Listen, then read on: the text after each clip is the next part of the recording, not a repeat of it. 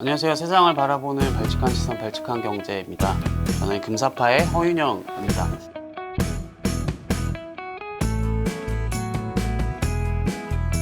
오늘 말씀드릴 주제는 발칙한 경제를 하면서 가장 무거운 주제가 아닐까라는 생각이 드는데, 바로 그 우리은행에서 지난주에 횡령 사태가 수면 위로 드러났습니다. 그래서 무려 600억 원이 넘는 자금을 횡령하는, 600억 원 정도면은 사실 그 은행에 횡령 사건이 없었던 건 아니거든요. 최근에도 많이 일어나고 있는데, 조금 많아야 뭐 한 두 자릿수, 보통 한 5, 6억 원, 일개 지점에서 그 정도 횡령 사건이 많았는데, 이번 사태는 본점에서 600억 원이나 되는 어마어마한 횡령 사건이 터진 상태라 파장이 좀 어마어마할 것 같습니다. 그래서 본격적으로 들어가기 전에 이번 횡령 사태 자체도 엄청난 문제이지만, 이 횡령 사태로 인해서 현재 금융권에서 특히 이 내부 통제라는 이슈가 굉장히 쟁점이거든요.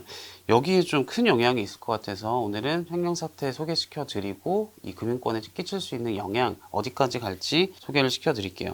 그래서 좀 첫 번째로 이 사건의 개요를 간단하게 소개를 해드리면은, 이 우리은행 직원 A씨가 무려 6년 동안 600억 원이 넘는 횡령을 저질렀습니다. 뭐 한 번에 한 게 아니라 6년 동안 4차례에 걸쳐서 이 자금을 뺐다고 하는데, 이 자금은 어떤 자금이었냐면은 2010년 11월에 우리은행이 주채권단으로 있었던 대우 일렉트로닉스라는 회사가 있었어요. 여기를 이란의 최대 가전그룹 중에 하나인 엔테캅이라는 회사가 이 대우 일렉트로닉을 사겠다 라고 해서 이제 M&A를 진행 중이었는데, M&A를 하면은 먼저 하는 게 계약금을 납부를 하는 일이잖아요. 그래서 대우 일렉트로닉스를 인수하기 위해 엔테캅이 계약금을 2010년 11월에 578억 원을 납부를 했습니다. 근데 계약금을 납부하고 나서도 매각 협상이 진행이 됐는데, 이게 좀 조건이 안 맞아서 좌초가 돼버렸어요. 그래서 부동산 계약도 잘 아시겠지만, 뭐 집을 사거나 할 때 계약금을 먼저 주고, 만약에 임차인 쪽에서 뭔가 계약 해지 사유가 발생하면 계약금을 못 받잖아요.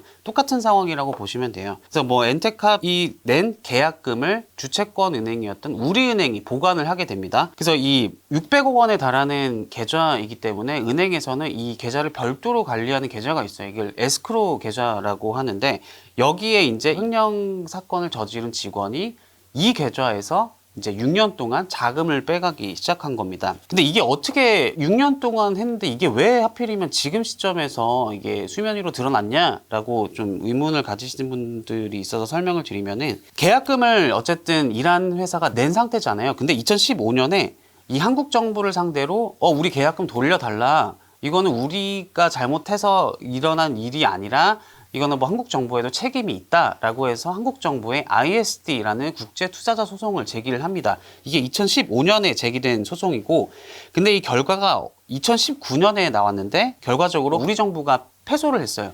패소를 했다라는 거는 어떤 뜻이냐? 이 우리은행에 납부했던 이 계약금 600억 원을 원래 우선 인수 협상자로 지정됐던 이란 회사 엔테캅에 돌려줘야 하는 상황이 된 거죠. 이게 2019년에 이제 패소 판정이 나면서 돌려줘야 되는 상황이 왔는데, 근데 당시에 미국이 대이란 제재 때문에 금융거래를 막는 제재 조치를 취하다 보니까 이 계약금을 우리나라가 돌려주고 싶어도 돌려주지 못하는 상황에 있었어요. 그래서 이 계약금을 우리 정부가 돌려줘야 되는 상황에 처한 거죠. 근데 당시에 미국이 이란에 제재를 내리면서 우리나라가 이란 쪽으로 송금을 못하는 상황이었거든요. 그런데 올해 초에 미국에서 송금 허가가 떨어집니다. 그래서 이제 한국 정부도 그 우리은행도 이거 계약금 우리가 패소했으니까 돌려줘야 되는데, 미국이 막고 있었는데 미국에서 송금 허가를 내준 거잖아요. 그래서 이제 돌려주자 계약금을 라고 하면서 이 계좌를 파봤더니 돈이 하나도 없는 거예요. 그러면서 이번 횡령 사건이 수면 위로 드러나게 됐습니다. 이번 사건의 가장 원인이랄까요? 첫 번째, 당연히 우리은행의 내부 통제가 제대로 작동하지 않았던 거죠. 앞에서도 말씀드렸지만 무슨 일개 지점이 몇억 원 이거를 횡령을 한 게 아니라, 그것도 본점에서, 은행 본점이라고 하면은 뭐 기업 부서도 있고 뭐 여러 가지 부서가 있기 때문에 그 어떤 곳보다 특히나 이 금융권은 내부 통제에 대한 규정이 엄청나게 깐깐하거든요. 그런데도 6년 동안 수차례에 걸쳐서 이 600억 원이나 달하는 금액이 빠져나가는 걸 파악하지 못했다? 이거는 우리은행 쪽에서도 정말 할 말이 없는 엄청난 패착일 수밖에 없습니다. 그 현재 시점에서 이 우리은행 횡령 사건이 너무나 뼈아픈 이유가 있는데 바로 금융권에서 지금 가장 뜨거운 감자로 떠오른 이슈 중 하나가 내부 통제 이슈거든요. 그래서 핵심은 쟁점은 내부 통제 미비로 인해서 뭔가 문제가 터졌을 때 은행장이나 금융사 회장을 제재하는 게 과연 타당한가? 이게 엄청난 논란거리로 남겨진 상태거든요. 아직까지도 진행이 되고 있는 논란이고, 그래서 심지어 법원조차도 내부 통제 미비를 이유로 CEO 중징계가 타당한지를 두고 엇갈린 판결을 내놓을 정도거든요. 그래서 대표적인 게 이 금리 연계 파생 결합 펀드 사태. 이게 여러 은행이 팔았는데 그 중에서 하나은행과 우리은행이 많이 팔았거든요. 그래서 2019년에 금감원으로부터 너네 이 DLF 사태에 내부 통제 잘못해서 은행장 그리고 회장들도 책임을 져야 한다 라고 해서 금융감독원이 우리은행 그리고 하나은행 CEO에 대해서 중징계를 내립니다. 그래서 중징계라고 하면 어떤 의미냐? 취업이 제한이 돼요. 다시 말해서 연임이 불가능해지고 연임이 불가능해진다. 이거는 금융사의 지배구조가 흔들리게 되는 어마어마한 영향력을 갖고 있는 의미가 있거든요. 그러다 보니까 은행 쪽에서도 이걸 받아들이기 어렵다.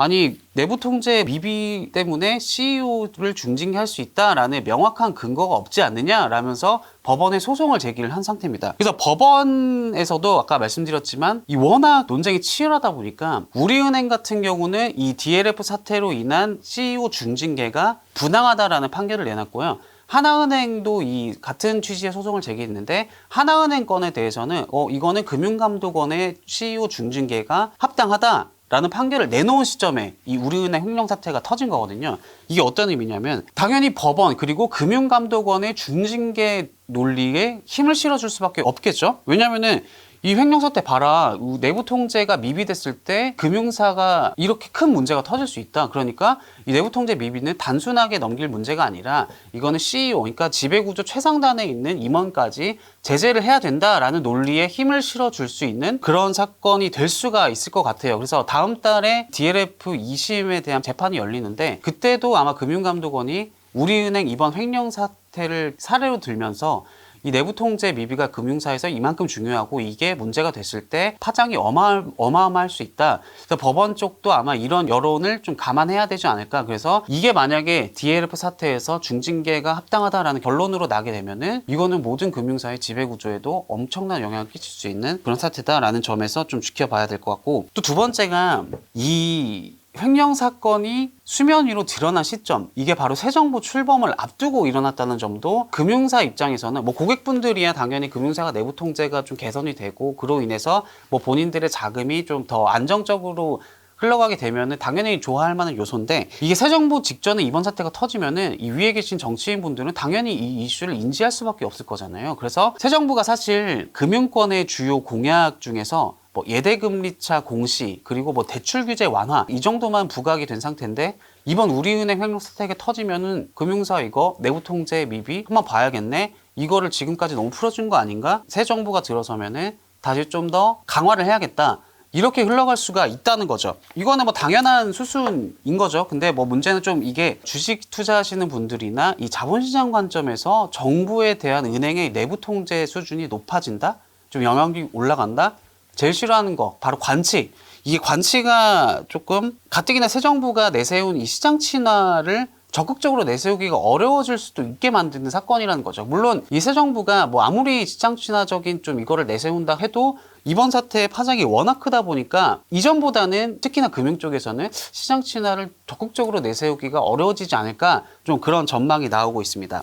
첫 번째로 지금까지 말씀드린 게 우리은행 내부 통제, 이게 가장 큰 문제였고, 두 번째는 금융감독원 역시 책임론이 불거지고 있어요. 금감원은 아시다시피 금융사를 대상으로 정기적으로 이 종합검사라는 걸 벌이거든요. 그래서 리스크 관리에 문제가 없는지 이런 걸 점검을 하는데, 우리은행 직원이 횡령 기간 2012년부터 2018년 동안 금융감독원은 우리은행에 대해서 총 11번이나 검사를 나갔습니다. 그러니까 매년 6년 동안 11번을 나간 거니까 뭐 거의 1년에 2번꼴로, 그것도 그냥 단순한 검사가 아니라 2번꼴로 좀 세밀하게 살폈는데도 이거를 눈치조차 못 챘다라는 점에서 내부 통제뿐만 아니라 이 금융감독원을 비롯한 회계법인도 지금 조사를 받고 있는 상태거든요. 그래서 외부 통제 역시 문제를 드러낸 사건이 아닌가. 그래서 감사원이라는 데가 금감원이 무소불위의 권력을 금융사한테 행사한다라는 이런 얘기도 있지만 감사원도 그 금융감독원 그리고 정부 부처들이 제일 무서운 게 감사원의 감사하거든요.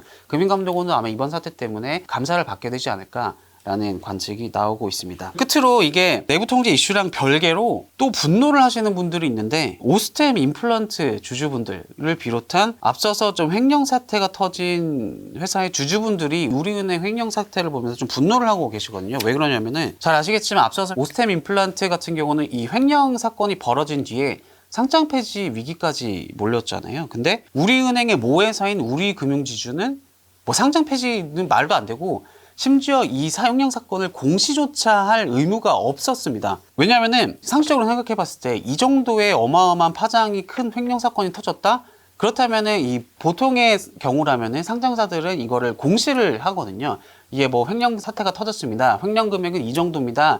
라는 걸 공시를 하는데 우리금융 같은 경우는 공시도 안 됐어요. 이게 우리금융 일부러 안 한 게 아니라 이 한국거래소의 규정에 따라서 이 횡령 사건의 규모가 공시할 만큼 크지 않다라는 규정이 있거든요. 왜 공시조차도 안 됐냐? 그 오스템 임플란트 주주분들이나 다른 이 횡령 사건이 일어난 상장사분들이 보기에 무슨 일반 회사도 아니고 은행이라는 이 신뢰가 가장 중요한 금융사에서 일어난 횡령 사건인데 공시조차 안 된다? 이런 의문 당연히 가질 수 있다라고 저는 생각을 해요. 그래서 불만이 좀 커지고 있는 상황이고 왜 공시가 안 되냐면은 횡령 금액이 우리금융의 자기 자본 대비해서 미미하다라고 보고 있기 때문입니다. 그래서 만약에 이 한국거래소 규정을 한번 보면은 횡령 사태가 자기 자본의 100분의 5 이상, 그러니까 5% 이상일 때 공시를 해야 된다는 의무 규정을 두고 있고 그런데 우리금융지주 같은 경우는 대규모 법인에 해당돼서 2.5%일 때만 공시를 하도록 하고 있거든요. 그래서 현재까지 우리은행 이 직원의 횡령 금액이 600억 원으로 알려져 있는데 우리금융지주의 자기 자본 대비해서 0.5%에 불과합니다. 그러니까 공시를 해야 하려면은 횡령 금액이 자기 자본의 2.5%가 넘어야 되는데 0.5% 정도밖에 되지 않기 때문에 공시조차 되지 않은 상태인 거죠. 같은 이유로 거래 정지까지도 가지 않습니다. 거래 정지가 되려면은 공시가 되고 2.5% 횡령 금액이 자기 자본의 2.5%가 넘어간다라는 게 확인이 된 이후에 거래 정지 조치가 이루어지거든요.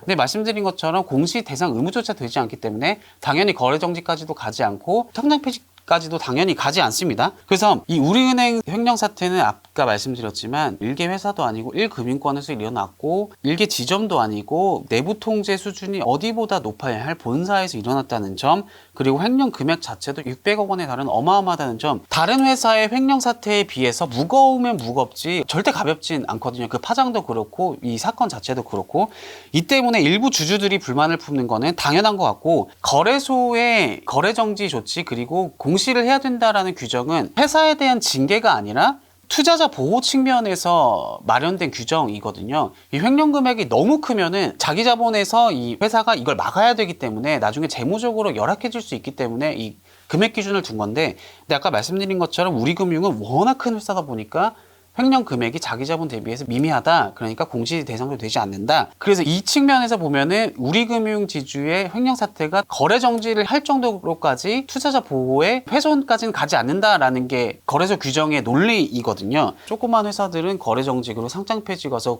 주주들 다 속 탔는데 우리은행이라는 회사는 돈 많다고 이런 어마어마한 횡령 사건 때문에 공시조차 되지 않느냐 이런 형평성에 대한 불만이 당연히 저는 있을 수 있다고 생각을 합니다.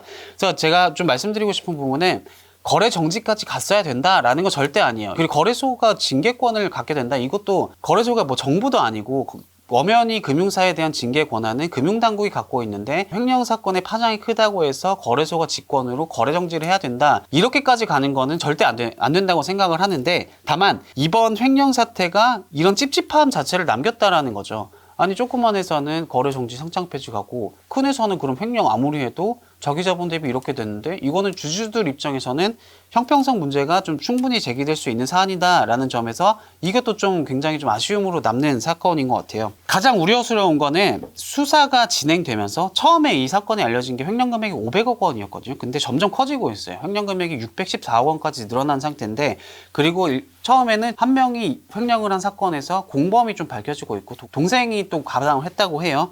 그래서 검찰 수사 그리고 경찰 조사가 진행이 되는 과정에서 일각에서는 이게 도대체 혼자서 할 수 있는 규모도 아니고 금융사의 내부 통제가 이렇게 허술할 리도 없고 이런 의문점이 계속 나오고 있기 때문에 그렇게 돼서는 안 되지만 아직 수사 결과가 나오지도 않았지만 자칫 뭔가 내부에 공범까지는 아니더라도 공조를 했다거나 이런 사태까지 가게 되면은 이거는 정말 금융권의 신뢰, 지금까지 쌓아왔던 그리고 새 정부가 시장 친화적 정책을 내걸었던 이런 부분들이 한 번에 다 무너질 수 있을 수도 있는 상태라 조금 앞으로 검찰 수사나 이런 부분이 개인적으로는 일개 직원의 일탈 여기서 끝나면 안 되지만 더 커지지 않았으면 하는 바람입니다. 오늘 준비한 주제는 여기까지고 좀 우리은행 이게 좀 계속 될 것 같거든요. 이번 횡령 사태는 좀 그때그때 새로운 팩트라던가 나오면은 제가 또 지속적으로 발칙한 경제 통해서 소식을 전달해 드리겠습니다. 감사합니다.